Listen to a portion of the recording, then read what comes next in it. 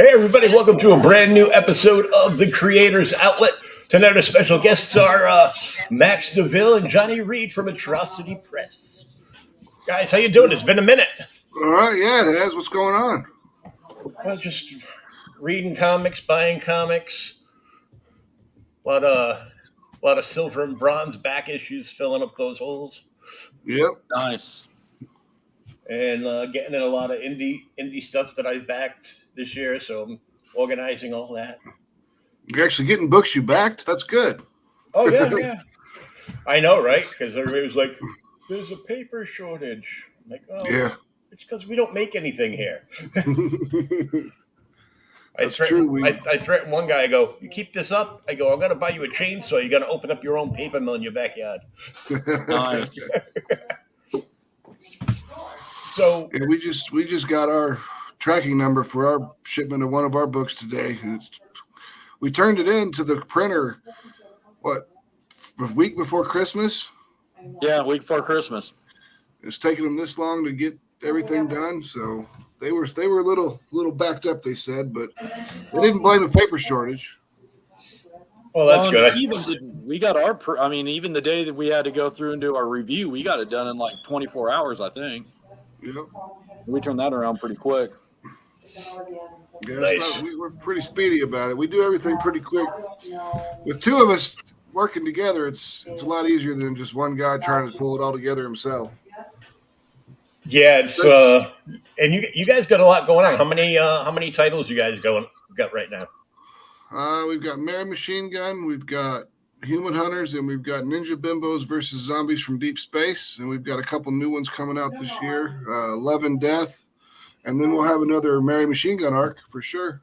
Oh yeah, and that's going pretty well. I saw you when you posted the other night, and it was like, yep, we've opened up the first stretch goal. I'm like, oh cool, and I started to go, oh, you opened up in the first few hours with about $7,000. I'm like, that's not too shabby.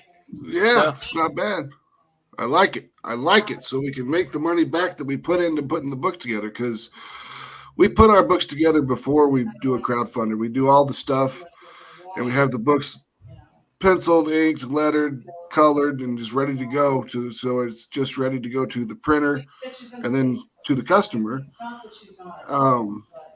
But a lot of people don't do it that way because they can't afford it without running the Kickstarter first. But we figured that if we can get it done and then make enough money to pay ourselves back and fund the next book, then we're doing all right.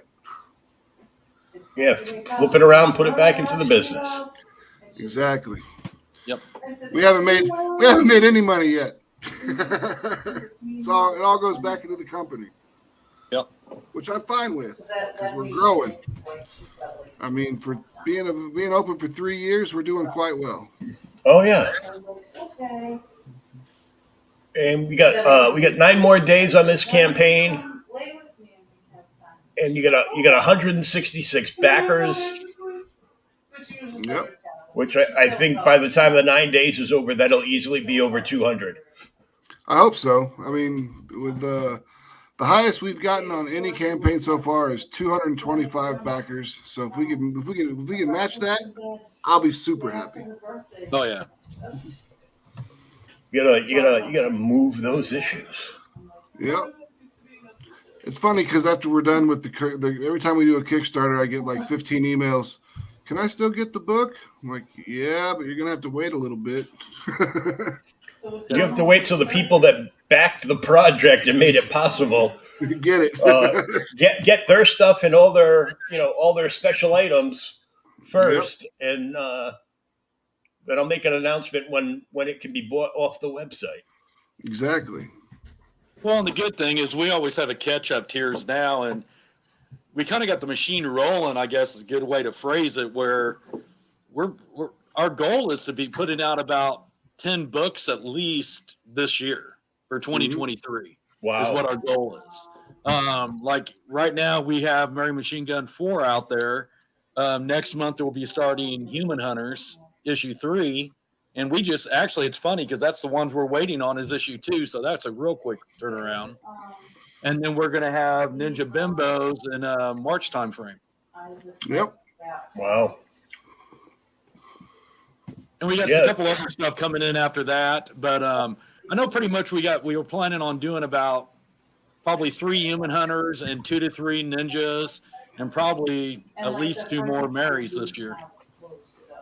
Yep, we got a good system set up. And when it comes to fulfillment, Johnny's quick as shit when it comes to bagging and boarding and packing up the stuff, and I'm the data entry guy. So we sit down and I tell him what to pack, and I make the list, the label. By the time he's done packing it, the label's ready. We slap it on the box and put it in the pile, and we're good to go. Well, I would hope Johnny would be really fast at bagging and boarding up the books to ship out. Yeah, I do have a few comics I have to do that for. Owning a comic shop, it's kind of a prerequisite. Oh yeah. Well, I worked in a couple of shops. One as an assistant manager for on and off for probably about 9 years. Just filling in because we all had the rest of us that helped out and filled in at the shop all had regular full-time jobs and everything. Oh yeah. That's how I was originally. When I originally opened the shop, which was 2007. I don't know, it's probably longer than that. I had a business partner and I had a regular day job, and we were open for 7-8 years. And then when we decided to, he wanted to leave the business, and we kind of folded up the shop. And then I reopened it up by myself, but this time it's full time. I'm here, a lot of hours a day now. Yeah, all the hours. All the hours. Yeah, pretty much. Filling it's pretty good because I could say I don't think we've ever taken longer than 2 days to fulfill our campaigns. No, we usually all turn around in about 2 days. Max is a freaking ninja when it comes to typing. He's a computer guru, and I just got fast hands. I'm an ex-drummer, so bagging and boarding is pretty easy. I've seen lots of people talk to, and some people. You're never an ex-drummer. You're always a drummer. Well, I'm an ex-performing drummer. Let's put it that way. There you go. There you go. He used to be the guy that hung out with the band. No, I actually wrote a lot of stuff and helped write the music. I was one of those drummers that actually, could read music and do stuff. Oh, cool. You could have to talk to all different people. Usually it's just a bunch of clubbers around here. Yeah. This is where Kansas City's pretty big on the metal scene. We've got a lot of metal bands. Yeah. Back in the 90s, we had a lot. But, back in the Puddle of Mud days. Oh. You say that, and I'm like, so 5 years ago, right? Yeah. That's what it feels like. I got family out in Kansas City. My mom's cousin and their kids, they're all grown up because they're all closely around my age, and 5 to 10 years younger, some of them. But my cousin Mark is a busker up there, so he plays as a street musician and does some small club dates and tours around the country and Canada. So that's cool. If you can get around the country in Canada by yourself, that's impressive. That's good work. Yeah, you just survive on Slim Jims and Taco Bell and ramen. Well, I wouldn't eat the Taco Bell. I had Taco Bell for the first time 3 weeks ago in 5 years, and I'm like, it's not any better. This is why I stopped eating this. Yep. No, back there's an actual Mexican restaurant a stone's throw from my house, so I'm like, I could have just had him go on. I could have just had Uber Eats go there and get me actual food, Mexican food. Yeah. Yeah. I try to stay away from Taco Bell myself. I got burned out on it because one of my kids, that's all he would eat. So we used to eat Taco Bell a lot. And I got so burnt out on it that I can't handle it anymore. It all tastes the same to me. Yeah. Like carcinogens and plastic. Yep. Nice. No, for the regular stuff. So your goal going into this was 4K, and you're sitting at 7,722 right now. Funded in 24 hours. Yep. That's what you like to see. Funded in 24 hours. It took a minute to get to the $4,000 goal this time, but we got it. I mean, 24 hours is fine by me. That's not too shabby. Oh no. There it is. I was like, there we go. Where's the pictures? I knew there were pictures here. Let me see. There it goes. There it is. I had too many things open. Oh, it happens sometimes. Yeah. There's a picture of Mary in her new outfit and new costume with her new rifle. Yep. Oh, I like that rifle, dude. Yeah. I call it a variance rifle. It can shoot 45, 7.62, and 5.56. Plus, it's got the dagger that can shoot off of it, and it can power up and fire a lightning bolt. It's pretty badass. And I was like, well. The best part is that it disappears and reappears. Yep. It just vanishes inside the cape and comes out when she needs it. Actually, her bracers are what summons. She can summon No, I can't. the gun, and she can also summon a shield. Oh, nice. They need me. And this is the fourth book, so it's the last book in this arc. And Mary has been wounded in the third book. She was recovering most of the time. And in this book, we actually see her training with the Valkyrie, which is the blonde girl there. Her name's Carol. And Mary just gets her ass kicked over and over and over again because Mary's only been training for 100 years, and the Valkyrie's been fighting real combat for thousands of years. Oh, okay. Nice. Or not my daughter, but they said a minor. And we've got this one is the summertime, obviously with the green grass and the clouds and the mountains and everything, and the outfits they're wearing. You can tell it's warmer outside, but it's not winter time. Yeah, just nope, not yet. I just gotta find some. And the Valkyrie's trying to teach Mary battle focus because Mary's a little glib and pretty sarcastic, so she doesn't really take a lot of things seriously, and the Valkyrie's trying to teach her to do that. And then we cut to Charlotte, who is just returned from the Amaranthian pool, which is the pool that gives the Templars in my book, or our book, their powers, and it turned her skin gray, and she thinks she's hideous, and that earns her a smack in the mouth because her boss doesn't like insubordination. And then instead of saying it's fall, we just show it's fall by showing the brown leaves, the gray skies. All the leaves are brown. Well, we even have them dressed, you know. Yeah. They got different outfits on. She's got pants on. Yep. And we knew it hurt the sales of the book, but we're trying to do it for real, you know. Yeah. And we cut back to Charlotte and her boss, and she just proclaims that she loves her, and there's the first kiss in an Atrocity Press book. Woohoo! And this, in Fernando's cover down here, you can see her firing the lightning bolt out of the rifle. Oh, nice. And it just looks badass with the fire wings and the glowing eyes and the explosion and the camera angle. It's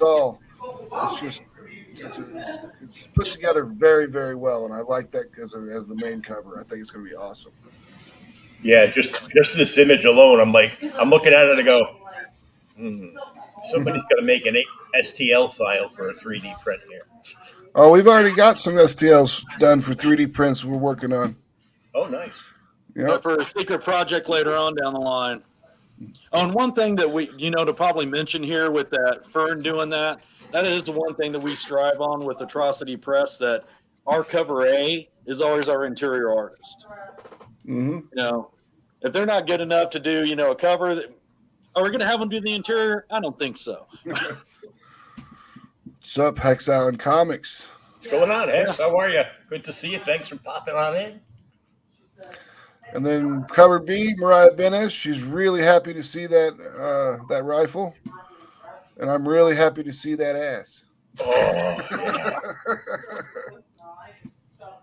The colors on that pretty much become our standard for cover B. Yep, the colors on that one are done by B. Navarro.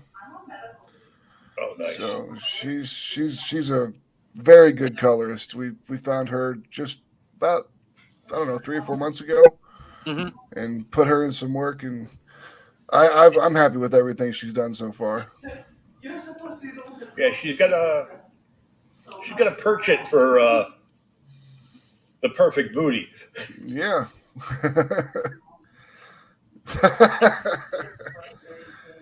Then we've got. We have some of those too. Yeah. I know. I was going through it earlier. Got LC Freetest's work. That's his first cover for this comic, and that's all. The colors are also done by B. Navarro. I love the colors on that one. I know the reflection of the light off the hair is just awesome. Well, and that fog in the background, I really dig. Yep. And that's Fabio Simeo. He's working with Tom Hutchinson at Big Dog Inc. doing Ursa Minor #3 for their final book in their story arc as well. Then, of course, John Royal and Ula Moss. John Royal from Zenoscope fame, and Ula Moss, who's just the best colorist ever. Yeah. She does all of J. Scott Campbell's coloring, so I figured that I'll definitely take that. Max and his name dropping. Yeah. Yeah. We started off with some good talent, but I just started picking from the top notch in the last couple of years. Sometimes you got to do that. Yeah, And that's Diego Bernard's cover. To me, it reminds me of an X-Men cover. I don't remember exactly which one, but like Ophelia, the girl with the maul, she would be Magneto, and the two girls, Mary and Charlotte, would be the X-Men in front of them. I can't remember which cover I'm thinking of, but one day I'll find it. Be careful what you're saying, though. Disney might be listening. They own them now. We'll have to give them 2 cents off every cover. Yeah, it's official. Jean Grey is now a Disney princess. Great. I thought it was rough when Leia became an official Disney princess. And Gardenia, who is he's kind of like Cher or Madonna. He's got one name. I love this cover he did though, with the wings and all. Yeah, the wings look great. Mary looks fantastic. I like the skyline and the mountains. I think it all tags out really well. Colors are done fantastically, of course. A straight double. And then we've got Karen Nicole's cosplay cover, nobody. which is only available in the Virgin variant. Also our first cosplay cover. Yep, very first cosplay cover ever. And if you get this cover, you get the prints that are below it. There's 3 more prints that come with it. That's come from the same photo shoot. I'm just looking and going. The sword might be battle tested, but I don't think that top is. That might be the whole key behind the outfit. It's like, well, I know I'm gonna pop out, and when they stop and they're like, oh, that's when she gets a surprise hit. Yep, surprise hit. Bow. That's the distraction. Yeah. Then we've got this. This is one of the prints that come with it when you buy that cover. And then we've got. I like how the sword is on the butt. I like that. I thought that was pretty interesting. I thought that was a slick way of doing it. And then we've got this print here, which we almost chose for the cover, but we decided to go with the it other was one. pretty close. Yeah. No, she said, And then I like this this one here. Yep, that was a good one too. They're all fantastic. I mean, she did a great job.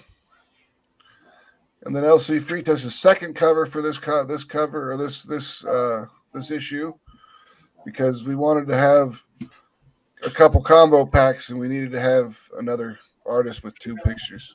Because we have 10 covers this time and it got ridiculous. And then Fernando Cordillero's Not Safe for Work cover. We've got Charlotte on the St. Andrew's cross with Ophelia being the dominatrix, because that's just the relationship that they have. I mean, it's in the book. It's very, very well explored. It's fun.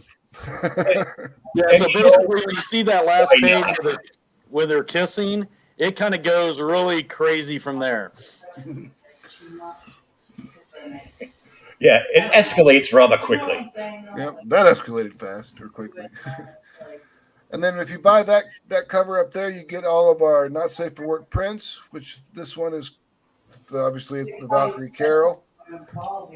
Nice. And then we've got Charlotte. Yep, and Mateus Duarte did all these pictures, these art prints. He's the principal artist on Human Hunters. Oh, cool.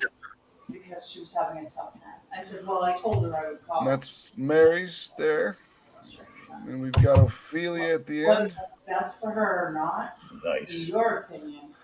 And then if you want commissions, you can get commissions from Fern Cord. It's a digital commission from him, or you can get a physical commission from Mariah Benez. Mariah's only got, there's one available of Mariah's commissions left. Then we've got the calendar as an add-on, which is, we used to do a calendar for every property that we had. So it'd be like a Mary Machinegun calendar and a Human Hunters calendar and a Ninja Bimbos calendar, but it's not a big deal. It's doing 12 prints per campaign it just took a long time to get them all done, and it was, to be honest with you, it was expensive. Yeah. So we decided we've got a whole harem of women here, so let's just use them. So we decided to create the Atrocity Press calendar. Well, plus, when we were talking about our business plan for this year, we were going to be putting out so many more books. It just made sense just to have one offered for all of them. It's okay. For sure. Yeah, and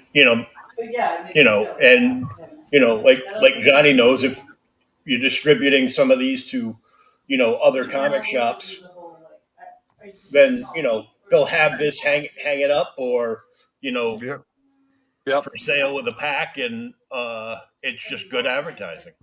Yeah, it's a constant advertising throughout the entire year. And it goes obviously all the way to December, but we only posted the pictures through August. We want to leave a little bit to the for surprise. Yep. And then Mary Machinegun 4 is available on digital. You can get the Safe for Work or Not Safe for Work cover. People requested the Not Safe for Work cover in digital, and we put it up, and they bought it. So obviously they wanted it, because sometimes people will be like, hey, why don't you guys do this? And we'll get like 15 people saying, I want this. And then you do it, and then no one buys it. Yeah. But, the digital, or as I like to call it, the Australian variant. Yep. The overseas variant. There's the Fern Cord combo pack.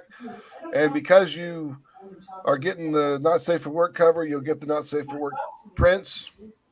Mm-hmm. And then the LC Free Test combo pack, which is, it's cheaper, but you don't get the prints, but you do get 2 awesome covers. Yeah.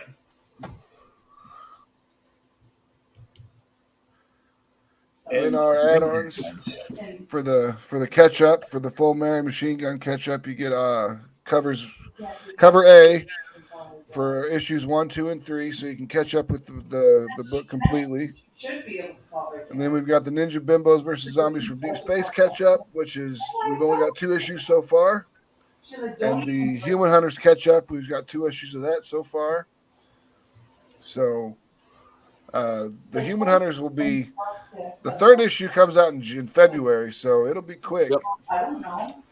And then Yeah, you got well, I think the last time I talked to you guys, you were getting ready to launch Human Hunters #1. yeah, I believe so. Yeah. Well, what's then- crazy, we'll talk about it in a minute, but what's crazy is like we've already got the next story arc already written from a script point for Mary Machine Gun, and we've already got, I think we're up to issue 6 now for Human Hunters, Yeah, script-wise. something like that. Yep. And we got to go take 6 and take a look at it again. But other than that, we're good. It's coming There's right no along. lack of content coming out. So Oh no, when me and Johnny get up, we'll get up at like 3-4 o'clock in the morning and then just write until 7-8 o'clock in the morning. That way we get plenty of time in to write and everything. And there's definitely no shortage of ideas. Oh, I know. We got a lot of people reaching out, and I'm sure you do too, Max. I got a lot of people always reaching out. Do you guys need another comic writer? Do you guys need another comic writer? And I'm like, we can't get our own crap done right now. We got so many ideas. I mean, I got like 2 other comic ideas under my belt. Max has got a couple. I'm like, yeah, it's going to be a while before we run out of ideas. Yep. oh, for sure. And if you're way behind, like some people might be, you got a full Atrocity Press catch up with everything. It's got all the books, all the cover A's that you can grab. You can catch up with everything that we've done so far. And then, of course, you got the full Mary Machine Gun, which is everything that's safe for work. Ish. Ish. Yeah, ish. There's no nudity. That's and then the naughty version of it. It comes with all the covers. So because you got the Karen Nicole cover and the naughty cover, you'll get those prints as well. Those come with the package deal. Nice. I've had a lot of questions on that. And then this is the Big Dog Inc. Atrocity Press crossover because there's Naomi and Mary. Naomi's the werebear in Ursa Minor that Big Dog Inc. is putting out. So if you back Mary Machine Gun physically and you back Ursa Minor physically, you get this print. Cool. So I said that's probably who she's saying her stuff. I always like stuff like that. She's thinking. Yeah, we wanted to do something fun. So me and Tom were talking about it, and we're like, let's do a print. Do a crossover print. But she's not like really much. So you get a bunch of trading cards. Yeah, we create a new set of trading cards every year. So this is the beginning set for this year. So we're almost we've already gotten all the way to 4. So we've released all the trading cards so far this issue. So I'm super happy about that. We're about halfway to the new bookmark with John Royal's art on it. So that'll be sweet. And 9K will get the sticker and the Miri chip. That's a poker chip, right? Poker chip, correct. It's not an Atrocity Press. It's not an Atrocity Press campaign without a poker chip. You know, I'm getting a nice little collection of poker chips. It was like, yeah, I love poker chips. Yeah, I love poker too. Unless I lose. Yeah, losing poker's no fun, but when you win, it's super fun. And then we got Mateus Duarte did these arts as well. Charlotte looks super sexy in that picture. I don't know what it is, but she just looks fantastic. Might be the booty. It might be. She's just waiting for a spanking from the boss. Yep. And then we've got Mary's card. With all I like that with like all the runes in the background. Yep. And they're legit runes, so they mean something. I don't know what they mean, but they mean something.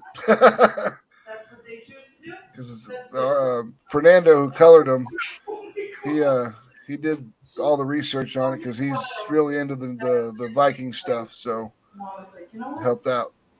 Yeah, the new season of Valhalla's on Netflix, and a guy I know that used to dress up as Superman, who's now a full-time biker.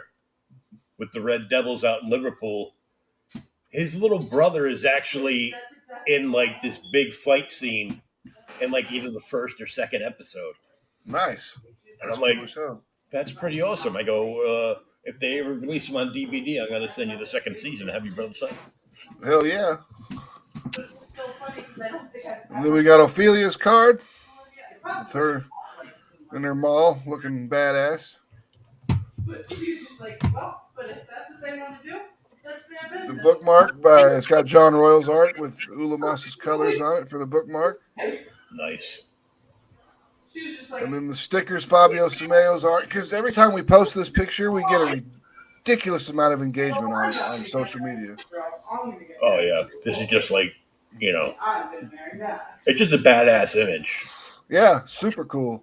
I mean, if I could do one thing, I would have made the blade a little shinier and had like a reflection of a monster in it. That would have been cool. But other than that, this thing is perfect. It's the And then, poker of course, chip. the poker chip. Oh, God. And as I said, the book is done. We finish all of our books before we crowdfund them. 5? We're really crowdfunding the printing and the shipping.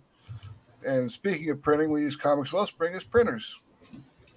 So it's printed in the U.S. So as soon as it's printed, you guys get the books. Johnny bags and boards them like he's the Flash. And Yep. then the second day, you guys all run to the post office, and they're just like, oh, it's the atrocity guys again. Johnny's the one that takes them to the post office, and every time, what do they say? They're like, just leave it by the door. I'm like, do I need to get in line? Because I always take the first box in. And I go, can I leave these by the door? And she's like, well, you can wait in line. I go, I got like 8 more of these. And she's like, oh, yeah, leave it by the door. Just leave it by the door. You're all set. She looked it up and she, I can't even believe that you just told her my secret. Blah, blah, I blah, didn't blah, know. blah, blah, blah. She still will bring up this thing. Can't believe you told her a secret. I know, right? Over there just telling. Mm. It's like she's yelling, 2 towns away. She goes, you're loud, and then tells me I'm loud. I'm like, well, I know I'm loud. I worked as a DJ for like 30 years. What do you want? Gotta be loud. Yeah. And, I worked in the booby club, so. Yep. All of our main titles are the covers are $15 except for John Royal's cover because he was much more expensive to get than most of our covers artists. But if you buy a physical copy, it comes with a digital copy, so everyone gets a digital copy. So if you want to get the cover of your dreams, whichever one it might be, and you're afraid to touch it because you want to get it slabbed, you can just read it on your tablet or your computer, whatever you have. Exactly. That was the goal of it. You could read the book digitally if you don't want to touch it, and then if you like more than one cover, all the covers are they're add-ons too, so you can customize your order. Oh yeah. So then I was like trying to get all the stuff off. And the Cara Nicole cover is $40. Yep. But if you get the add-on, it's only $25. But you have to have purchased a physical book before you can get the add-on, so it ends up being $40. So if you buy the cover that you like the most, then you can get a deal on the Cara Nicole package. Correct. And that's awesome, dude. Yep. It's like buy an extra copy, and it comes out to basically almost the same amount of money you would have got just for the one tier. Exactly. Which is kind of like what we were planning on. We wanted to see if we could push that a little harder than a few other things. Because it's the first cosplay cover we've ever had, and I really enjoy the cosplay covers. You can ask Johnny almost every time I come in and look at the previews, I order the cosplay covers, except for this time because there were what's the name of the artist that I bought all the covers for? Oh, Linsner. Yeah, Linsner. It was just Linsner cover. yeah. Linsner cover. I hate, Linsner drives me nuts because I went through a phase where I bought everything Lisner, but now he's doing like 20 different books and previews. It's hard to get all of them. Yeah, it is. Yeah, he's the Dynamite Entertainment poster child for covers. Oh Yes, yeah, he for is. sure. He's got a cover. I cover felt for bad. every. He had his whole house got like decimated in like the last couple of weeks. Broken pipes and the whole house was flooded Yeah. out. Yeah, I did not saw know that. I'm like, oh, I did that's not. terrible. That sucks because I bet you a bunch of stuff got ruined. Yeah, I mean, I might have a little bit of Dawn stuff. I actually have from well over 20 years ago, before he came out with his first Dawn stuff. Hmm. You know, even before Crypt, he had started putting out.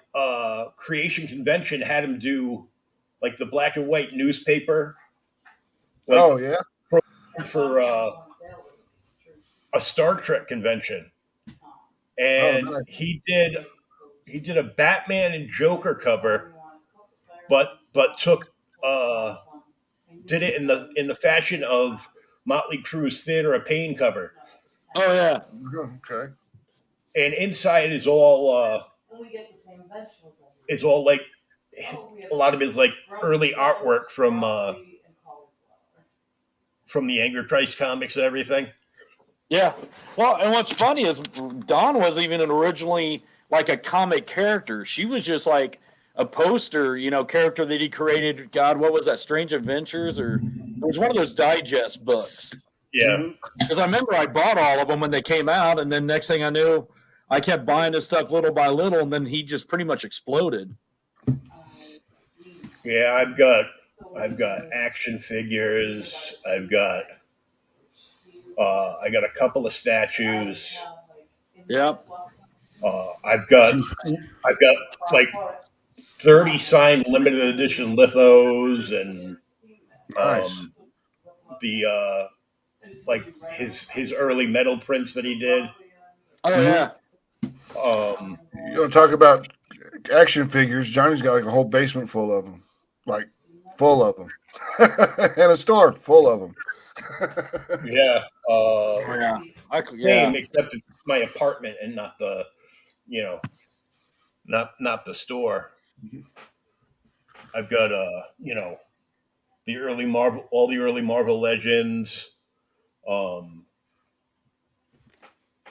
Believe I actually have almost every Marvel Legend boxed, except I'm missing. Still, I got to track down 4 of the San Diego Comic-Con exclusives. Yeah, I didn't get the. I've got a ton. I was always a DC guy, Yeah. so I've got a ton of the DC Direct ones. I've got the whole Kingdom Come line. I've got the whole Justice line. I have those. Yeah, because I got those, and then I got really big into the DC Universe figures because they were done by the Four Horsemen when they left McFarlane, Yeah. and I just love that line. That's to this day, it's probably still one of my favorite DC lines. Yeah, I was blown away one day. I went into we had like a small like kind of like a Woolworth kind of store Hmm. where you could buy like just about everything. They put brand new tires in your car. I really would go there to buy the bikes, but it's like the 5th generation down, and so the grandkids at this point are like, yeah, we don't give 2 craps about the stores. We got the money. So they ended up going out of business. But I walked in there one day, and back in like the late 80s, early 90s, DC had done this 4-issue Aquaman miniseries, and they gave him like that blue and white, like underwater camo costume. Yeah. I've got that. I found that figure. I have that figure. That was a DCU. Yeah, I have that one. Yep. I got that one. That was a great figure. That was a great costume. Yeah, and I was always mad that they didn't bring it back. I go, oh, now he looks like an orange again. Here we go. I'll embarrass myself here. Back in the day when I was in high school, I was actually a figure skater. And there was actually pictures because one year for nationals, I had a costume made off that Aquaman costume.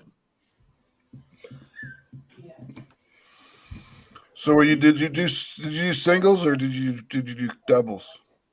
I did for hockey, I did freestyle, and I did pairs. Mm. Pick chicks up and swing them around. I had a skating partner that, yep, it was great. Every time we got in an argument, I had an excuse to throw across the rink. It was awesome. Spin her, let her drill into the ice. See you later. Yeah, when we stopped being partners, I think that's how we broke up. I think I actually threw her from a deal and just skated off. If I recall. I'm out of here. I'm done with you. Oh yeah. I even found so I've been going through like all my stuff. Remember when DC was doing the 13-inch figures they were doing? Yep. I've actually got 2 Aquamans. Believe it or God, I have the whole set. And what's funny is when those came out, I had my shop, right? Yep. So I had my first shop, and I would buy those by the case because they came in a case of 4. Yep. Because I do custom figures on the side just for fun. And I got a lot of those extra to do customs of. Nice. Right now, they're all just sitting in my basement, waiting for me to actually have time again. Never gonna happen. It will at some point. I mean, I do customs of the Marvel Legends right now. I've been working on some of that stuff. I'm trying to fill out the ranks of the Hellfire Club because that was always my thing back in the day. Yeah, that was a great story arc. And then they finally came out with that 4-pack, so I bought like 4 of those just so I can customize the extra ones. Yeah, I've actually got the Power Girl 13-inch figure, and it's like sitting close to me, but I don't want to back up to go get it. I'm afraid I'll run over something in the dark. Well, if it's a Power Girl one, you got to be careful. You might poke yourself in the eye with that one anyway. That's the point. I was actually thinking of. Did you say that's the point? Yeah, that's the point. Well played, sir. Well played. Motorboat motherfucker. I was actually thinking if I made one of her appearances that I would have Kara sign the Power Girl figure. Oh yeah, AZ Power Girl. Yep. Now, I remember I went to a Planet Comic. No, it's C2E2 several years ago, right before COVID. And there's an artist, I believe it's Baldman Productions, and he did the funniest picture because it's Power Girl, right? Yeah. And it's Supergirl standing in front of her, and she's kind of bending down, looking at her breasts, and she's like, "So someday I'll look like this." I was like, "That's just the funniest thing." For me, it was. I just was like, "Okay, that's some good humor there."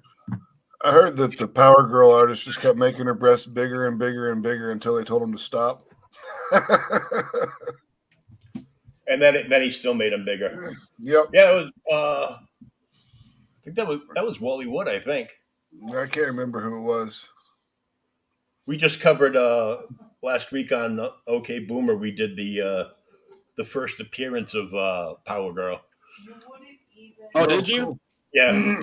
Well, then who was it that was writing it like a while back? Because that was Amanda Connor, wasn't it? Yeah. Yeah, she was doing the newer ones. Might as well. Yeah, because the one thing that took off with that was the team up book there. That was it was Power Girl and Harley. Yep. Well, and then it turned into what was it? Power Girl and Huntress for a while there, wasn't it? Yeah, and then I dropped the book like a hot potato as soon as they took away the booby window. Well, people were getting offended. They had to get rid of it. I think it's funny how everyone gets rid of things instead of just lets it go. It's like instead of saying I don't like it, I'm not going to read it. It's I don't like it. No one can read it. Oh, I don't care. It's like you want to keep. I bought the whole run. I just stopped reading it. Yeah. I thought the best cover they did for that one was one of the special variants where Harley puts on Kara's costume and tries it on, and she's kind of like holding the front out, and looking down with a sad look on her face because she got nothing. Oh, I haven't seen that one. I got to look that one up then. I think it's a variant for issue 11, if I'm not mistaken. Honey's looking it up right now. I actually am now. I mean, now you bring it up, it's like, oh yeah, I'm gonna have to check that out. It was just like a hilarious cover. I thought it was great. That would be good. Oh yeah, that is funny. I don't quite fill this out. Need some customization and tailoring. Oh yeah. Yeah, that's it. You need a tie back for that one. It's like Robin trying to put on Batman suit. It's just not working. Get back to your. I saw a picture of Burt Ward, like pretty recent picture of Burt Ward, maybe probably a few years old. That guy got big. He got big. I saw him when I saw him for the first time just before they did their terrible crisis crossover on CW. But I thought it was cool because they did a bunch of stuff where it was like, you know, little Easter eggs like all over the place. Mm-hmm. So as like an old school DC guy, I was like nerding out, and I'm like, Burt Ward was dressed in the Robin colors, but like, you know, a V-neck sweater and stuff. Oh yeah, and he was walking Ace the Bat Hound. Yeah. He's actually a really nice guy. I had the pleasure of interviewing him. I used to co-host a radio show that was, you know, pulp culture and horror stuff. And we interviewed him and his wife because when he retired from acting, him and his wife have a rescue in California for dogs. Yeah. Oh. And I think he had, last time I talked, he had over 100 dogs that they had rescued. They were looking for homes for. And this was several years ago, but they're also working on their own line of dog food, of all things. So it's just kind of, I mean, to me, I've always find it interesting to see, you know, people that are in the business, they're acting, they have these great shows, and it's like where they wind up like 20, 30, 40 years later. I mean, the good thing was he still had very fond memories, you know, and he was just the nicest guy. Oh, yeah. Was it like Pow Biff Bam dog food? Yeah, exactly. I think it was Holy Bat, you know, food or something. When I first saw him, like when they started showing like clips what he was gonna do when they announced that he was gonna be doing that, I didn't think it was him because now that he's, you know, filled out like a Christmas turkey, like I'm one to talk. I thought it was the kid actor that played Theodore Cleaver. Jerry Mathers. Yeah, he looks kind of like Jerry Mathers. Like if you put those two guys together, they're like, oh look, separated at birth. So, well, here you go. You're talking about being a figure guy. Are you buying those new McFarlane 1966 Batman figures? If I can find them, yeah. Yeah, I know Mr. Freeze came out here about 2 months ago, and right now I guess it's King Tut and Egghead's the new one. So I'm kind of excited. I was like, man, this is kind of my childhood. Yeah, that's really cool.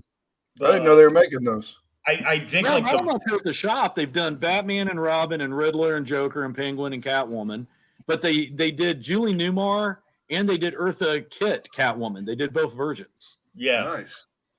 And then now they're doing King Tut. They just did Mr. Freeze. They're doing Egghead, and they always do like the different versions. Like they're doing black and white versions of them. They're also doing like Joker and Batman, you know, in the swimming trunks for that one episode.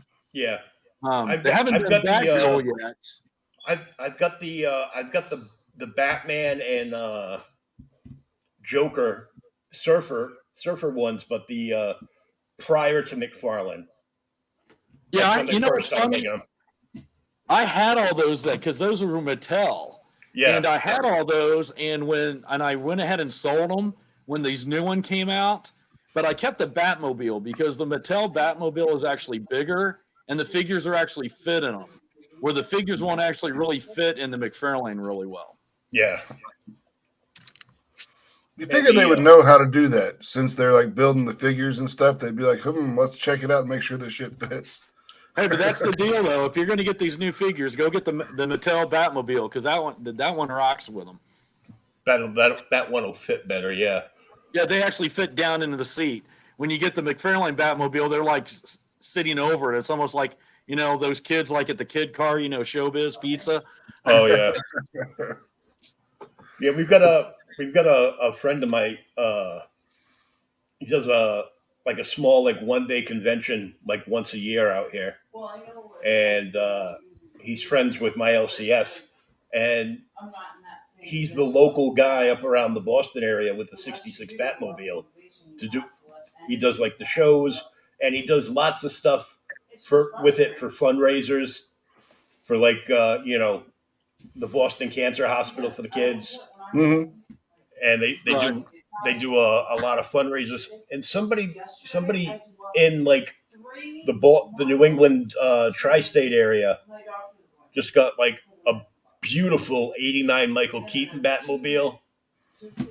Damn. And the Boston Batman that I'm friends with goes by Matches Malone on social media. He just got a brand new. He just got hooked up with a brand new Michael Keaton Batman costume. Nice. So the guy that owns the car that's been doing all these shows and appearances at the casino and everything is hiring him to go all over the place and just stand there and let everybody get their pictures with him and stuff. I need to pay you to stand next to my car. Don't get in it. Just stand there. Don't get in it because I guess it's drivable, but it's so big you can't legally drive it on the road. Yeah. Yeah, I'm still trying to track down. Hot Toys did a Batman and a Robin for the 1966. Yeah, but they never did the actual Batmobile. But there's I just found out recently. I guess there's a knockoff. A guy did them as a custom that recently got licensed to put out a 1/6 scale 1966 Batmobile. Yeah, because the Entertainment Earth had these beautiful Batman and Robins from '66. They were around over $200. Oh yeah, I have those. Yeah. Yeah. The Batman sold out off the site, but they still got the Robins, and they dropped the Robins to $1.25. And believe it or not, I have the Robin on my shelf. I'm looking at it right now because I sold out of the Batmans, but I still got a Robin left. Yeah, cool. I was giving you shit about that. I was like, "Where's the Batman?" Yeah, I know, man. I was like, "You already sold." Didn't you hear? He died. Oh, too soon. Too soon. Johnnie Reed's got Johnny gets all the HasLab stuff too, so I get to vicariously live through him because I can't afford that shit. Yeah, I got a friend of mine that's addicted to plastic. He's a comic book creator too. He's friends with Amanda and her husband, and they actually did a cover of his issue 4 from 2 years ago. Oh wow. But yeah, he goes in for all the HasLab stuff too. But he's one of the guys that he opens everything and throws away the boxes. So this time around, I wouldn't let him throw away the box for the HasLab Galactus because the artwork is just beautiful on that box. So yep. I have an empty Galactus box with no toy. He's got the toy, but I've got the box. Johnny's got the Galactus in his shop. He got a big diorama he made with it. No, right? Actually, that's my Sentinel. Oh, okay. The Sentinel's in the shop. You got Galactus too, though, didn't you? You know what? I only got one Galactus because I can't really afford all these HasLabs anymore. I kind of did this stupid thing, and I took all my money and I gave it to Max so I could have half of his company. So now I can't afford anything anymore. It's Max's fault. I can't buy all these wonderful toys. Yeah, it's probably better off. My wife keeps telling me that I need to get, she's like, can you get a drug addiction or something? I think it'd be cheaper. I always used to say, we'd have people come into the shop that we had, new customers that hadn't been there before. And, can you recommend something good for, my younger kids and, bring them over to, the kids section and, some of the older Archie stuff and stuff based off cartoons like the old Gargoyles line and Darkwing Duck and everything. And, your kids want Zenoscope books, Guy. Your kids want Zenoscope books. Yeah, that's it. Oh yeah, yeah.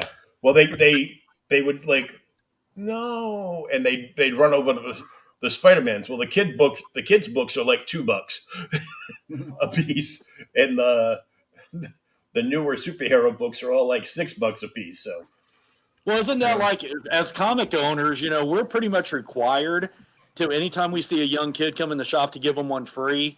Because you know how it is, that whole saying, the first time's free. The first time's free. Still drug addict, or drug pushing. Yeah, first one's free. Yeah, be like, get your kids hooked on comic books. They won't have any money for drugs. That's Warhammer. Oh God, let's not even talk about that. Oh Lord. What's funny is I opened up my shop. I had a great, brilliant business strategy. My grand opening when I was going to reopen up my shop fell the exact same week that Kansas City shut down for COVID. True story. So I had this shop all ready to go for about a year and a half, just vacant, empty, except for, my product. And I finally got it opened. And I was all excited because, I haven't owned a comic shop for like 6-7 years. I stepped away from it. And we had to go through, all the legal stuff, that you do when you break a partnership and stuff like that. And I was all excited because my old shop was basically mostly comics and it was just comics and action figures. Mm-hmm. So I'm like, you know what? I'm going to try to get some Games Workshop in this store, mostly because I do custom figures and it gives me an excuse to get, some Citadel paint in here, right? I had no idea that Games Workshop and 40K has exploded the way that it has. Mm-hmm. I'm like, I sell 10 times the Game Workshop does that I do comic books. It's crazy the amount of people that are buying this right now. There's a company out of the UK called Knights Models. And I've not heard of them. They've got a game. They've got a game coming out that as far as I know, is going to be crowdfunded, and it's called Escape from Arkham. And they've got anything you can think of, along with different variant versions of the same character, and and from different like storylines, all the thugs for everybody. And really, is it DC characters? Yeah. How did they get the rights for that? I don't know. It's Warner Brothers, but it's Warner Brothers UK. Oh, so it is Warner Brothers crowdfunding? No, it's their crowdfunding, but they've licensed. Got it through WB UK. Yeah. Oh, gotcha. Okay, I see what you're saying now. Just like Cryptozoic has game licensing for DC. Right. They did the Batman Dark Knight Returns game, which is like a huge giant box. And they've got like big to small, DC deck building games. They've even got like a small little fun card game based on the old Challenge of the Super Friends cartoon. Oh, dude, I might have to get that. I loved that cartoon. It's a tiny little box. It's like $15. I'm writing that down right now. It's worth it just for the art. Card game. Well, and you know what's funny is what's really big in my shop And actually, it's gotten really big. As Mosdy got the rights with was it Atomic Mass, and they're doing Hero Clicks, not Hero Clicks, but they're like Hero Clicks. They're doing a Marvel Crisis Protocol, and it's basically all the Marvel characters are putting out. And it's the same thing as a 40K. You got to put them together, glue them, paint them, and all of it. Mm-hmm. And I mean, that's gotten huge. And I just found out last month that they're getting ready to launch what they're calling Star Wars Shatterpoint. And it's going to be basically Star Wars 40K. And you put them together, paint them up, and everybody's excited about that one too. Yeah, that Black Widow you were putting together, that was so tiny, dude. I can't believe you can see. God, it kills me. I mean, what I don't like about a Mosdy versus 40K, even though I have both, is it's just they're so small, and it's like Black Widow. You got to understand the figure's like this anyway, right? Mm-hmm. But they actually had her hand separated from the forearm, separated from the shoulder. And I'm like, there's no reason for it. Except, they're purposely trying to annoy me. That's the only thing I could think of. Let's make this as difficult as possible so we can really piss off these guys that build these models. Let's get bragging rights, That way we can brag that we put it together without breaking it. Yeah.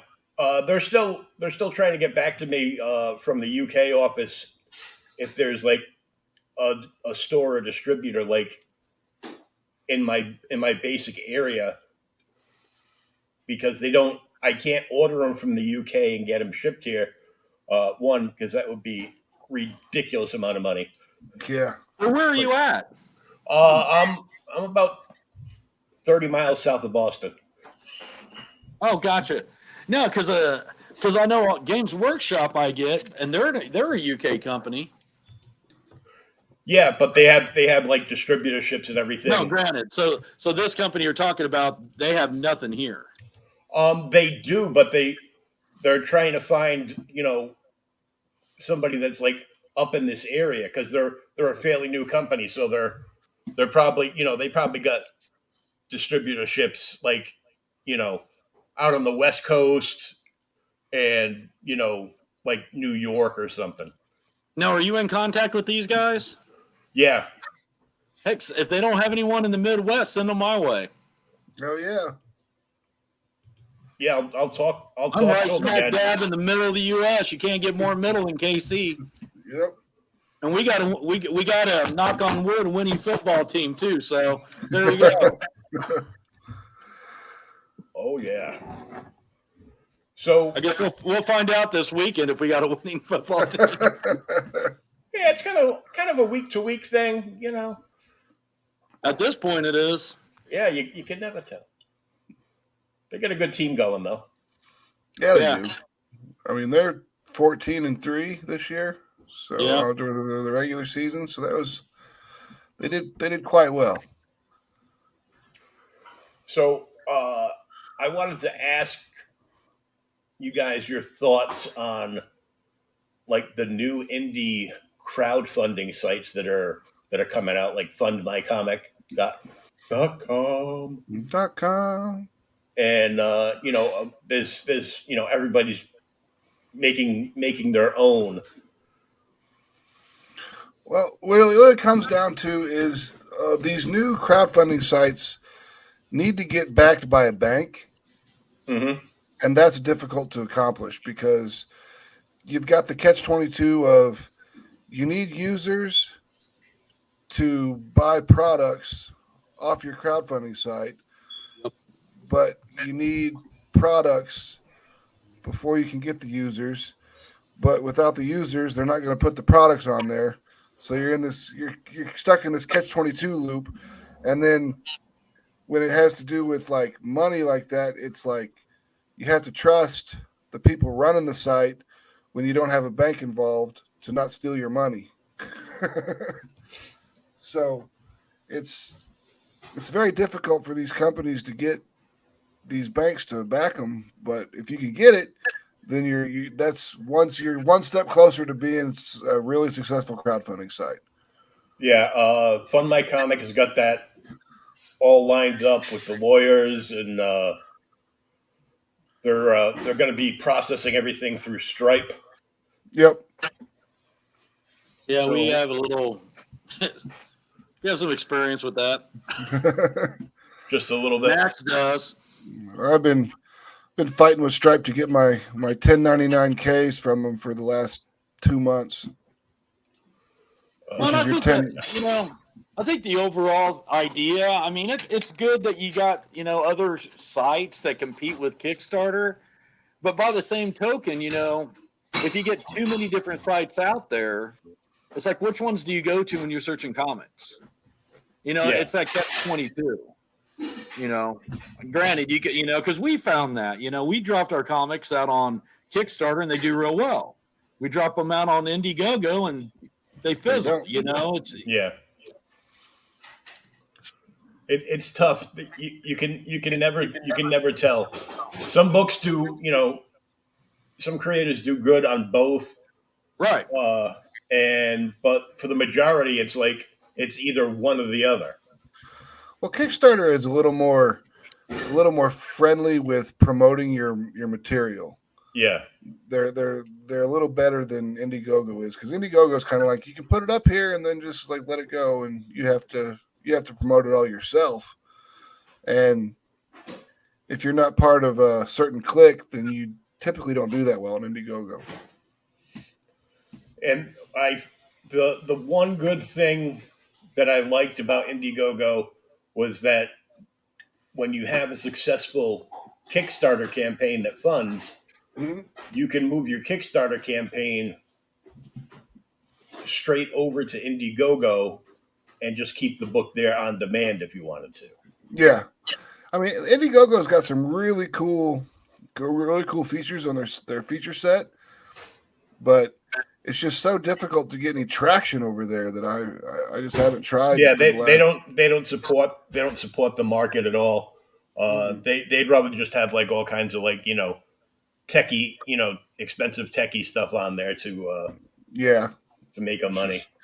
Well, I mean, comic books isn't really even on Kickstarter, comic books aren't that big of a percentage of their main profits.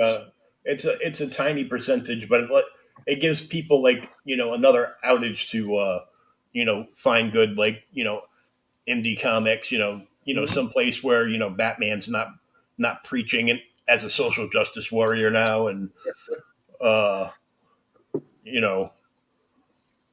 Robin isn't batting for the other team, and all kinds of stuff like that.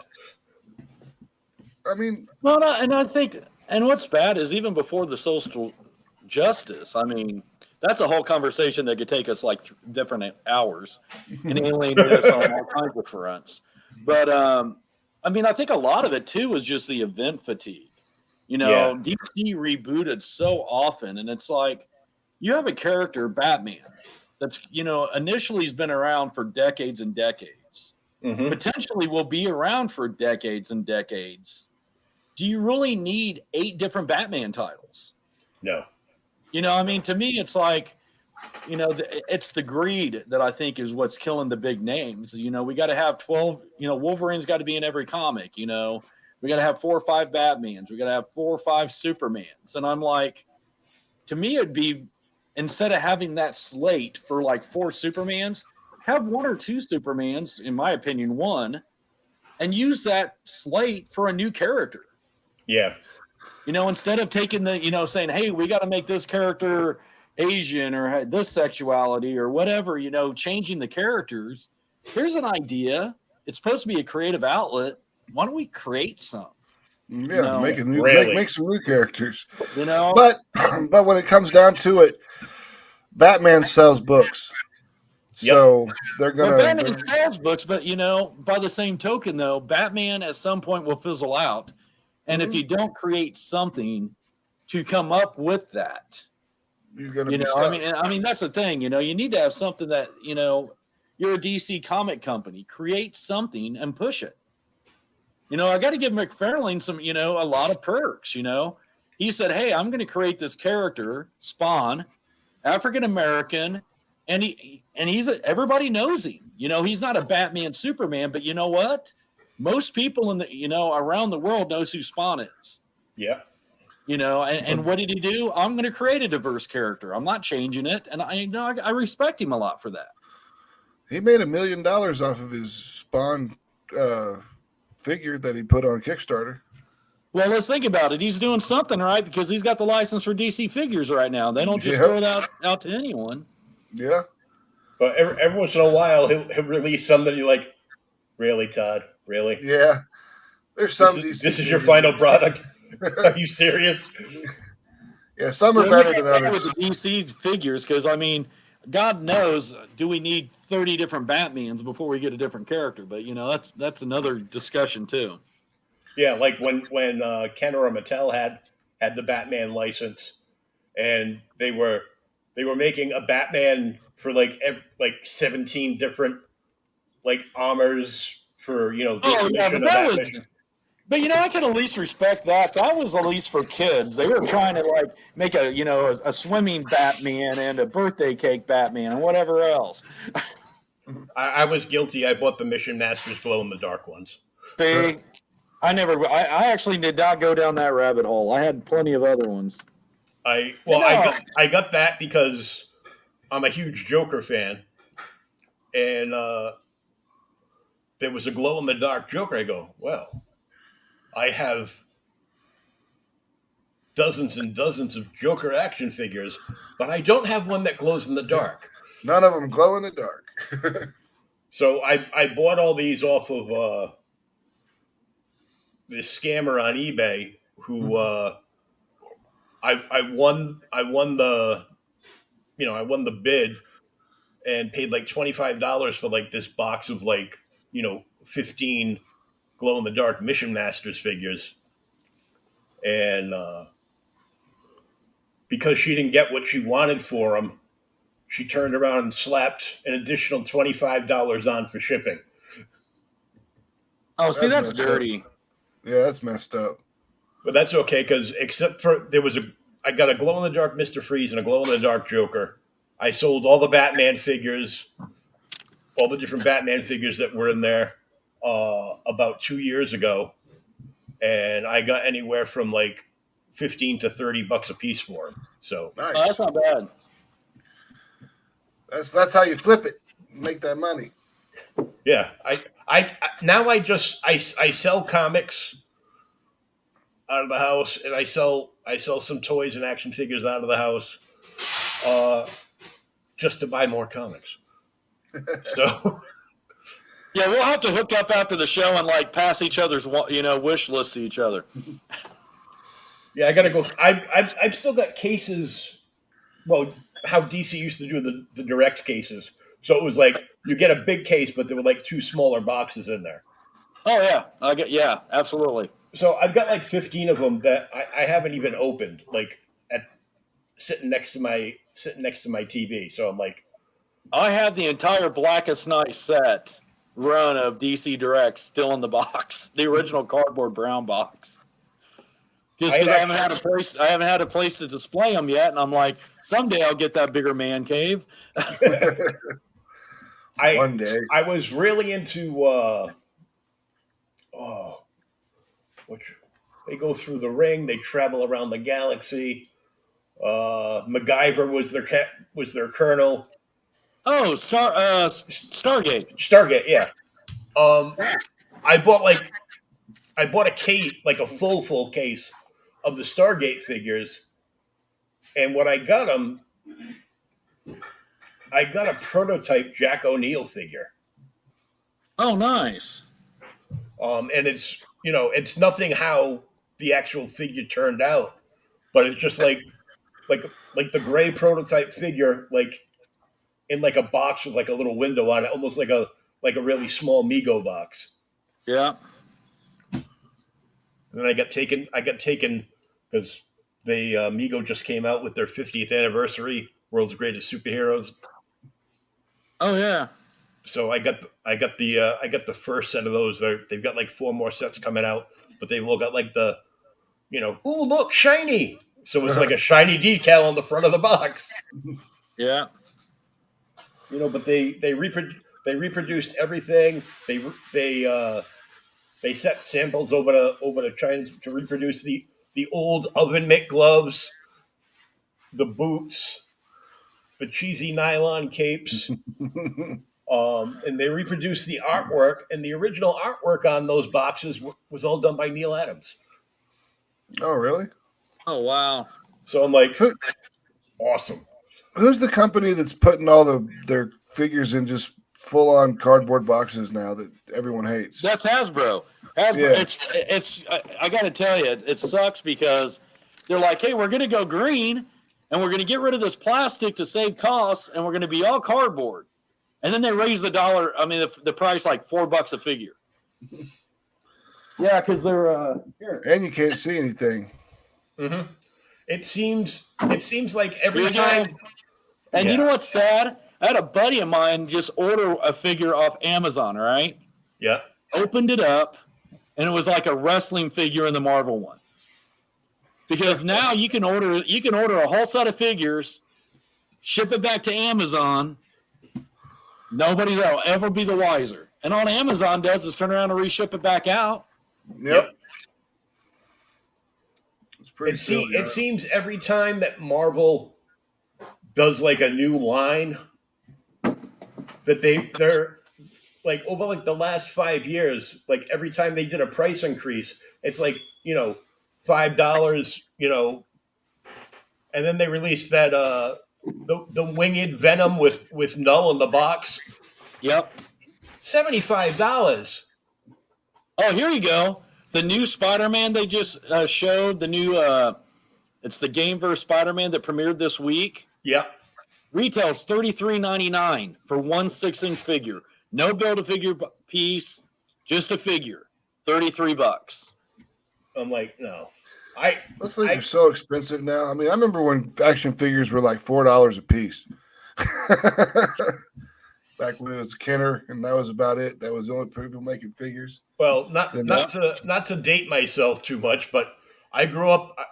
I was born at the very end of 1969, so I grew up with these toys in the 70s when Mego got the Star Trek license, and they were making all these Star Trek figures, and Star Trek had just come back on in syndication, and Batman 66 and Star Trek were the two biggest things. And any channel that ran either one of those, especially Batman, like in my local market over here growing up, they would always show like one 30-minute episode of Batman and backed up by a 30-minute episode of the original Scooby-Doo, Where Are You?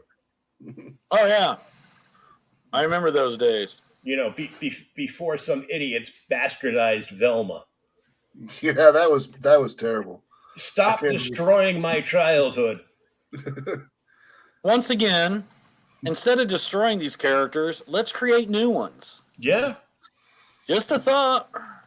The Velma show should have been just something completely different. If it was something that wasn't Velma, it probably would have. I mean, that show's just bad, but it probably would have did better. Yeah.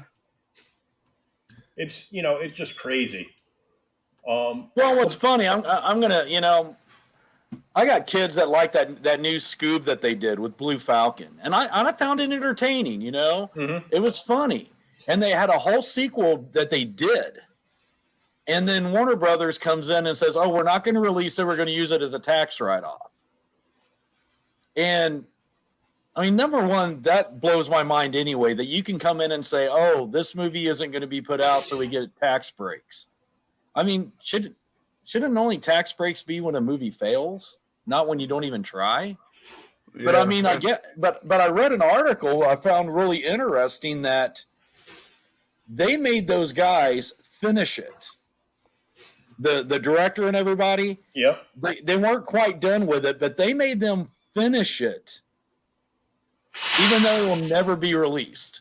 Just so they could shelve it. But then we got Velma over here that they put out. I'm like, I don't understand the thought process to this stuff. I think a lot of it is we just want to piss off the actual fans of all these products. Yeah, that way the fans get mad and have outrage marketing. Yeah, well, welcome to the world of Kathleen Kennedy. But the Velma show, I think they tried to make it kind of more like the Harley Quinn and Ivy show, Yeah. but it just didn't work. Yeah. It Because, completely I fell mean, flat. well, I mean, you're like who's this for? Because it's not for children because there's too much violence and stuff in the show. It's not for fans of Scooby Doo because there's no Scooby Doo, Mm-hmm. and it's not even for the so-called woke crowd because they hated it too. They're like, this Yeah. is too much. You went too far. Exactly. Everybody hated it, and they just greenlit another season for it. I don't get that. I don't understand that because it's animated, so that's got to be expensive to make. Maybe they plan on making a lot of changes. It's just ridiculous. Ridiculous. So, what else do you guys have in the pipeline? You're going to be doing any shows?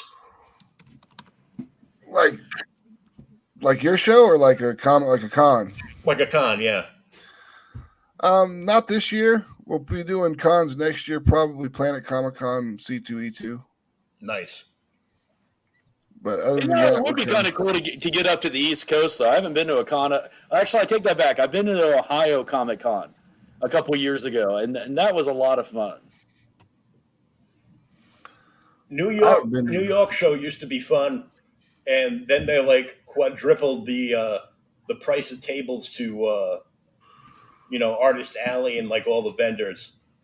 Yeah, small press is like $3,000 per table or something like that now. Yeah, I think that's anywhere though. I mean, every place. It's like every time I hear about a comic, it's like every year the shows we sign up for are always like more than the previous year. Yeah, they get a jacket like every year. And I understand that things change and there's inflation and stuff like that, but a lot of it, I have to account a lot of it to greed. Yeah, it's like, okay, well, we have to raise our rates because of the inflation, but let's raise our rates a little bit more and we'll blame inflation and make more money. Yeah, I know the last time I went to Rhode Island Comic Con was 2019. It was the first show since coming out of the coma that I went to, and I actually got to meet Neil before he passed, and before COVID hit for 2 years. 15 days to slow the curve, Oh yeah. But I got to meet. It was a really good show. I covered it for the site that I was writing for at the time. I got to meet Neil. I got to meet Graham Nolan, Joe St. Pierre, like all the indie guys that were doing the show. A bunch of which were local, and I've known because we've had them as guests for various events at the shop. Yep. But I got to meet Mike Grell. I got one of my giant treasuries from Legion of Superheroes signed by him. Sweet. And there were like a bunch of other guys. Mandrake was there with the original cover art for that glow-in-the-dark Spectre issue from the 90s. Oh, nice. Yeah, it was only like $12,000, but I reached in my pocket and I only felt my leg. So some of those comics are they're just going insane on the prices. Like $20,000-$30,000. A lot of the mainstream market now is all speculation and variant covers. It's whatever hot artist is hottest this week. Their cover is going to be the only one that is worth a big chunk of change. Yeah. I mean, they've got what, 1 in 1,000 variants. Yeah, variants now. I'm like, who can get those besides like a Midtown or something? Yeah, like Mile High Comics. Yeah, Mile High in Midtown. I'm like, who else can like afford to do this unless, you know, it's something like the first Berserker. They had that 1 in 1,000, and then there was a 1 in 1,000 signed by Keanu that was like, you know, five grand they were asking for it the week before it even got released. Jesus. I bet you it could sell for that much, though. Yeah, well, the only reason you would order that high, even on a book that you know is going to be fire like that you would order that high, is that you've already got a good customer lined up that wants that Keanu autograph on the first issue of Berserker. Yeah, for sure. You know, otherwise, you know, I mean, if you can't turn it around, you're not going to order 5,000 copies of Berserker #1. Where would you put them all? I mean, as long as you got the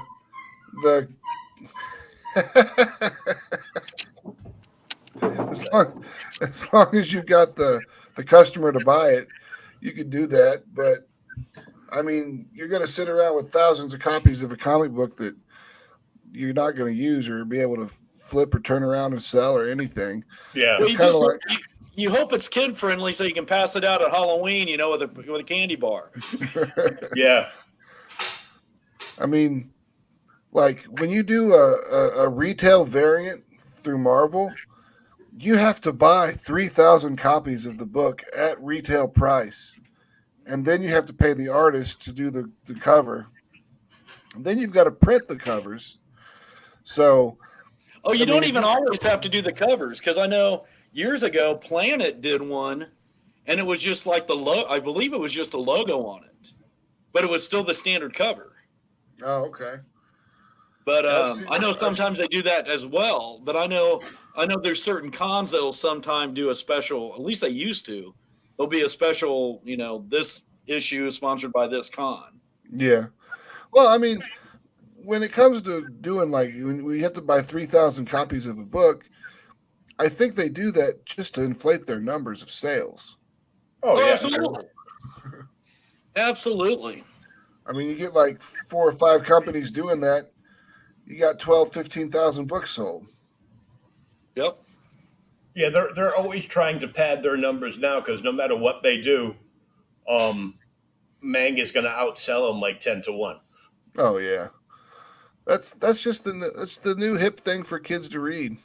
It's the Japanese culture has become more popular in the United States, and a lot of the Japanese stuff is they're not afraid to go there. They'll do all sorts of crazy shit. I mean, they've got their weird comics that they put out and everything, but most of their comics there's a manga for every subject.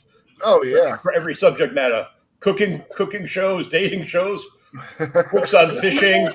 It's funny because one of my best friends that I work with, you know, he's big in the anime and the manga and all that. Yeah. And he's always watching stuff, you know, on Crunchyroll, and I'm like, I'm not really into it. I've just recently started because of my kids. They got me into Demon Slayer, and then now I'm watching JoJo, and you know, I'm enjoying it. But I look over and there's like these guys playing baseball. I go, what are you doing? And he's like, oh, it's a baseball drama. And I'm like, oh, you got to be kidding me. Nope. And he's like, oh, yeah, I did not realize the scope of like, it's just like everything you could think of, but just in that animation style. Yep. It's crazy. It blew my mind. I was like, really? This is okay. They make money. You can buy a manga book, which is like right around like 100 pages for $10, or you can buy, you know, a 24-page floppy for like $6, and then you go, oh well, we've got a special cardstock cover this month. That one's $10. Yeah. Or Marvel is rebooting, you know, Hulk, or, you know, a new Spider-Man, a Miles Morales book. So, because first issues sell, so they're going to keep doing that no matter what. And they're charging like $12 to $15. And then they're, you know, throwing, you know, Marvel likes to throw, you know, ridiculous like old reprints stuff that usually nobody cares about. or if they do, it's not directly related to the book. Mhm. All right. Well, they did those Absolutely.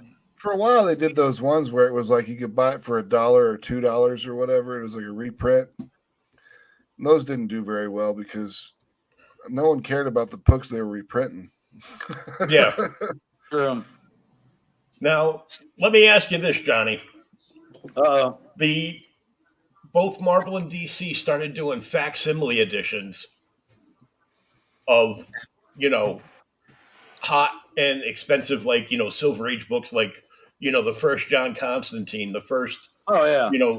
Swamp Thing. And I couldn't get my hands on any of them because they were selling out and people were buying them and putting them up for like $25, $30, $50. Uh-huh. But they were acting like it was the original one. That's kind of like those guys that used to take the comic of the original. Remember the Marvel Legends? How like the original ones, they had a comic in them? Yeah. And it'd say not for resale. Yeah. And then they turn around and sell them all. Trying to, yeah. That drive me nuts. Yeah, I've got a bunch of the original Marvel Legends. Yep. I sold a couple of them, but I kept like all the X-Men ones. I kept the Fantastic Four ones, and of course I kept that awesome Ghost Rider. Yes. I don't know. I like the new Ghost Rider they did with the bike. He was hard to get. It was really limited run, but I really was happy with it. Yeah, I don't believe Mr. Reyes is an actual Ghost Rider. Yeah, Ghost Rider rides the horse. That for a crowd fund, and I mean that sucker fell on its face too. Yeah, they had a couple things like that like went downhill like really quick. Like when I first saw the Sentinels, and I go, oh, that's awesome. I remember when Toy Biz did like the Sentinels that were in the store. They weren't as big as these, but they were still a good size for the old Marvel figures to to go up against. But they were like, they looked like a Sentinel, but they performed in motion like the old Shogun warriors. Yes, I like those old Shogun warriors though. Oh, I gotta tell you though, I love the new Sentinel. I got roped in on that sucker. I did. I was gonna go in on it, and I'm like, how much? Okay, I've always had this dream, because I do custom figures and I've been collecting them. And I've always wanted to do a big diorama of the Sentinels, and I want to build an X-Men mansion and have them fighting the X-Men at it. And I did. I got suckered in. I bought 5 of those stupid things when they came out. Oh, my God.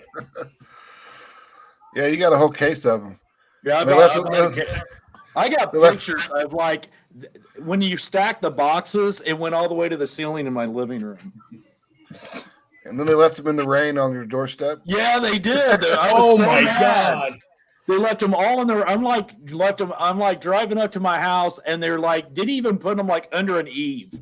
They like set them outside the front, just pouring down rain. I was so pissed. I would have tracked down that driver and rolled over him in a wheelchair. Oh man, I'd have put him in a wheelchair.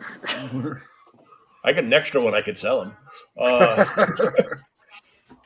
But no, I dig this Sentinel. And then right after right after they came out, I had a guy trade one into me. And I was like, oh, cool. So I made a little diorama just for the store for it. Yeah, which looks really cool. I think it's pretty badass. Everybody's like, is that for sale? I go, everything's for sale, but you just can't afford it right now. I go, because it's too important to me for just like to give it away. Once you sell it for eBay price, I go, no, because I really like it. Yeah. It's like, this has nothing to do with me trying to scalp it. I just don't really want to get rid of it. Sometimes, the value isn't in what it's going for. It's it's the value that it is to you. Yeah. There's that sentimental value from, you're like, I actually have the X-Men cartoon living right in my shop. The Sentinels, the action figures. Oh yeah. It's like my Vampirella #1. I'll never sell that book. Oh my God! Never. Yeah, I'll never sell it. that's where most of my cosplay covers are all lined up in. Vampirella. Yeah. Yep. No, but Max, if you want to leave it to me in your will, I'll leave you some of mine. Okay. We're gonna list for each other. Right? You get all my dawns when I croak. And Max will flip them to me. There you go. With the contingency for when I croak, he gets them back. You know what's funny? I will tell you the comic that I collect the most of right now that I'm really into. I mean, I've always been an X-Men and Nightwing guy just because that's me. Yeah. But just because of it's like the book, it's the quality and the business model. I really love Jim Balin's Tarot, Witch of the Black Rose. Oh yeah. I think the fact that he does 2 different covers a month, that he goes bi-monthly, and it's like clockwork. You know what you're going to get. You know, I mean, they're good stories. The artwork's good, and I really have a lot of respect for him putting his stuff out the way he does. Plus, he does the mini trades with the tilt-in plate, like mini print that comes autographed. Yeah. Well, and then he always does like, you know, he's got the diamond exclusive cover. Heck, I just read today that he's getting ready to do another Kickstarter with Tarot with some. He's got some special, I don't know, bondage covers and stuff that's coming out because, you know, he does all that crazy stuff. The one thing that really got me like a little upset was Dynamite worked out a deal with him and Holly to do special like Red Sonja covers for Dynamite in like a Kickstarter. But it was like an old, you know, it wasn't one of the Marvel older issues, but it was one of the older issues of Red Sonja. You paid like all this money to get a book with like a Jim or Harley cover on it, or both if you bought the whole kit and caboodle, just to get a reprint. That's pretty weak. You know, so they could at least put it on a new story. Yeah, I'm like, and now they've got like 3 different like Red Sonja things going on, and like, oh, they got so many. I mean, you got Red Sonja versus Hell Sonja. It's ridiculous the amount that they have right now. Yeah, Red Sonja must die. I dropped all that stuff years ago. No, that's Purgatory must die. Yeah. Well, they've got everything must die. Yeah, everything must die nowadays. Yeah, the Dynamite. Yep. Which was kind of their version of Marvel Zombies. Yep. The Dynamite. Oh yeah. So you guys got anything else you want to plug before we jump out of here? Well, let's see.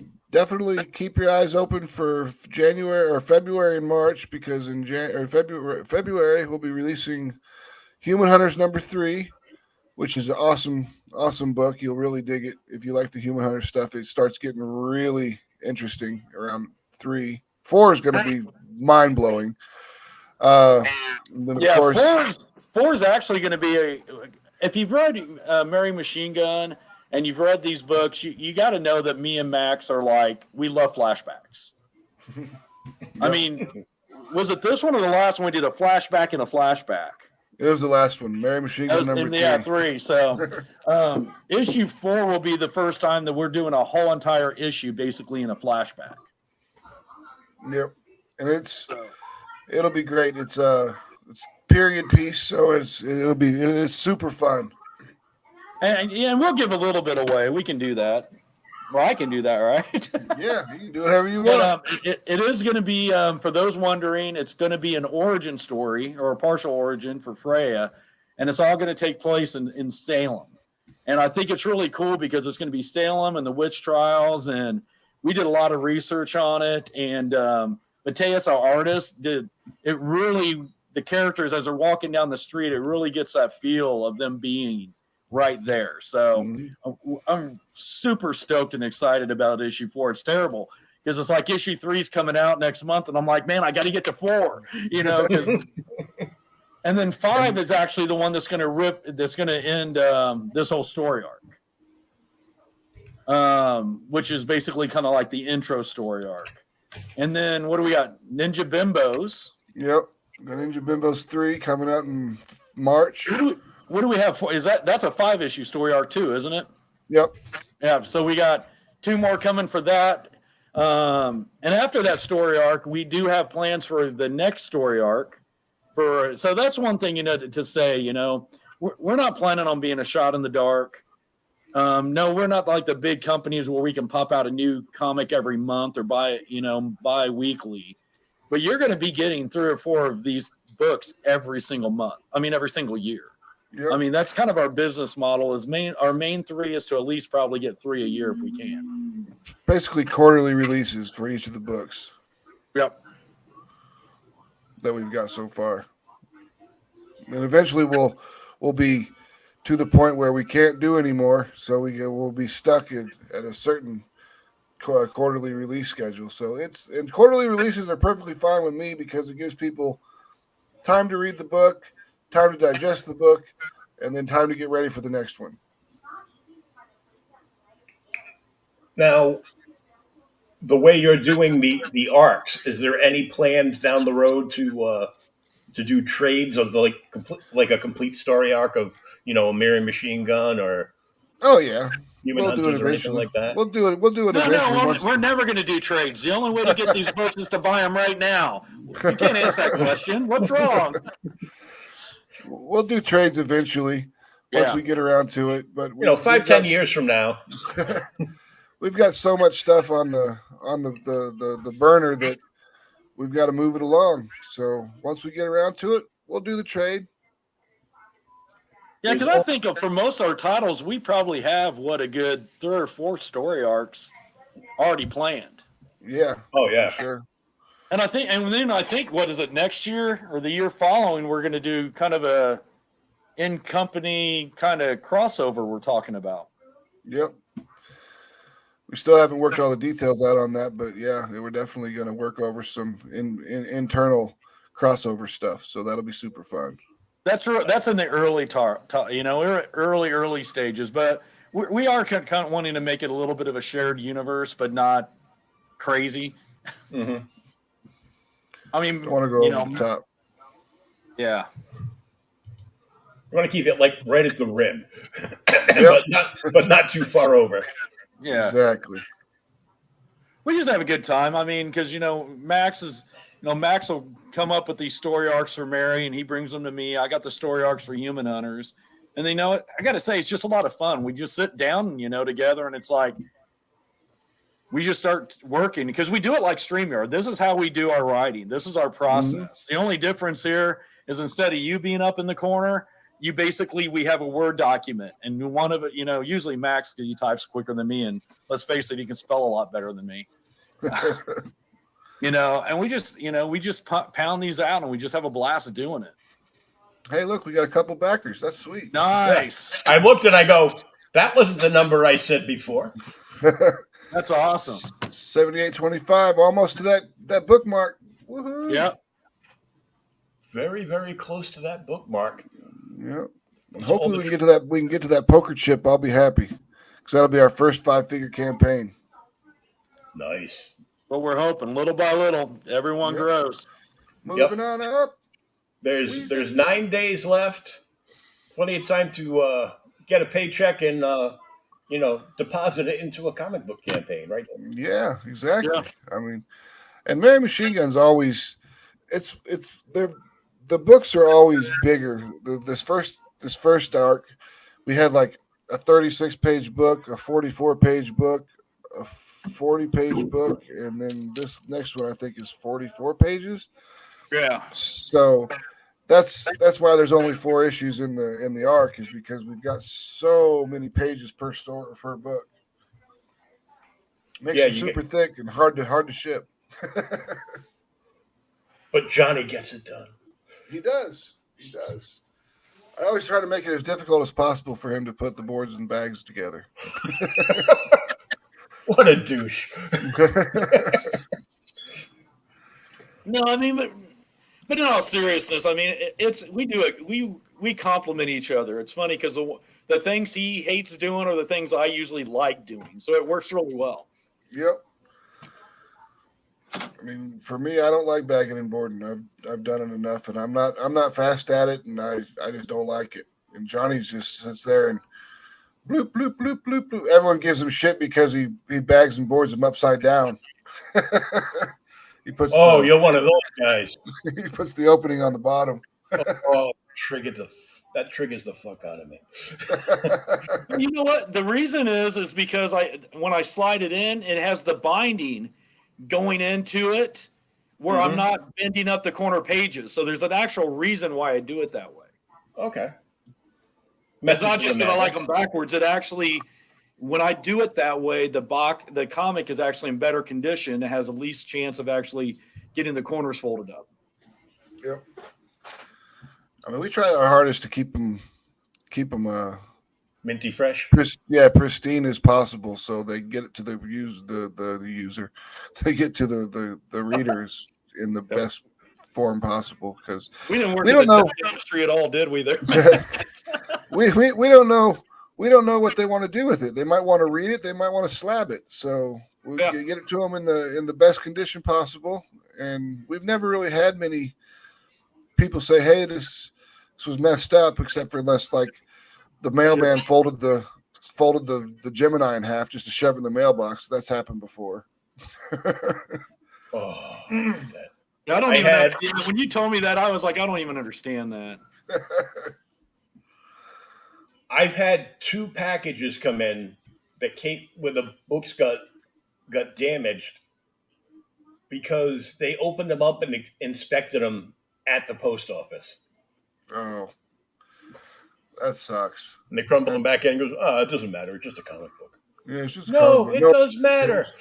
Yes, it does. People would be pissed off if that happened. I know a lot. I mean, our readers would be fucking furious. For sure.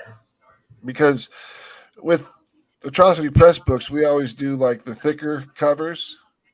Yeah. That way, it's not as prone to bending or spine ticks.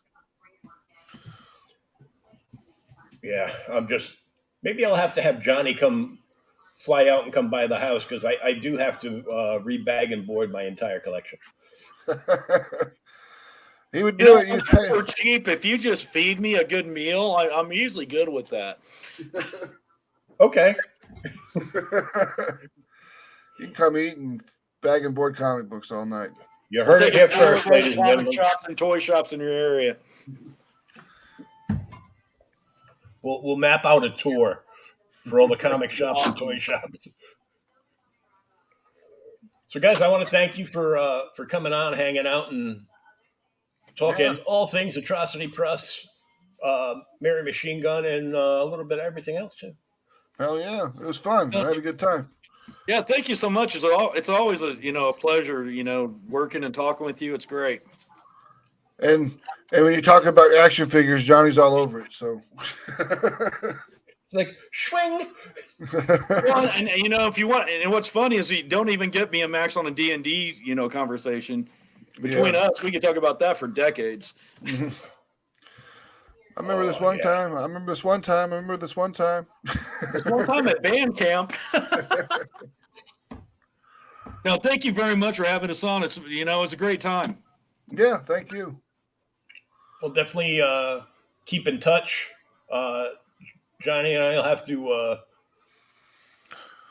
trade wish contact list. each other on social and talk toys and stuff. Oh, absolutely. Off to the side. Just remember, we got Human Hunters next month, so if you got another opening, let us know. Oh, yeah. Whenever you guys want to come back on, just let me know. Sweet. Done deal. Cool. So, guys, get in on this. The link is in the chat, and it's in the show notes down below or up above, depending on where you're watching us. And if you're listening to the podcast, it is in the description, so you can just click on it there, as well as the website for atrocitypress.com. Hell yeah. Thank you very much. Thank you. Thanks, guys. Have a great rest of your night, and we'll see you next time right here on the Creators Outlet.